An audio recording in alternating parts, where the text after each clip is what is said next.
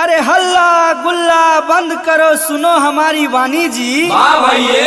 अरे हल्ला गुल्ला बंद करो सुनो हमारी वाणी जी। वाह भैये। नल जल योजना पूरा भै गेलै आबै नै छै पानी जी। पुल पुलिया बनल उद्घाटन में जाय छै ट्वीट जी। वाह भैये। अरे पुल पुलिया बनल उद्घाटन में जाय छै ट्वीट जी। वाह भैये। सब सरकारी पैसा ठेकेदारे लै छै लूट जी। शिक्षक बेचारा होली में बेचे छै रंग पिचकारी जी। वाह भैये। अरे शिक्षक बेचारा होली में बेचे छै रंग पिचकारी जी। वाह भैये। नीतीश बाबू के राज में जॉब नहीं मिले सरकारी जी। आबे नहीं छै अगुआ नहीं आबे बरतुहार जी। वाह भैये।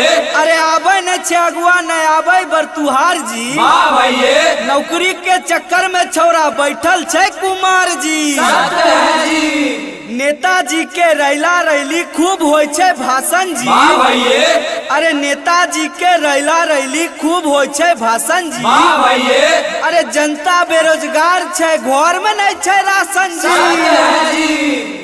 अपराधी के मन बढ़ल छै जैते लै छै लूट जी। वाह भैये।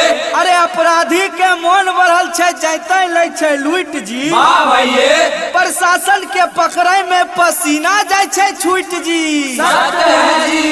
हमर गुरु ज्ञान के छोट ऐसन बानी दे ढोलक पर ताल चमक के उड़ जो हमर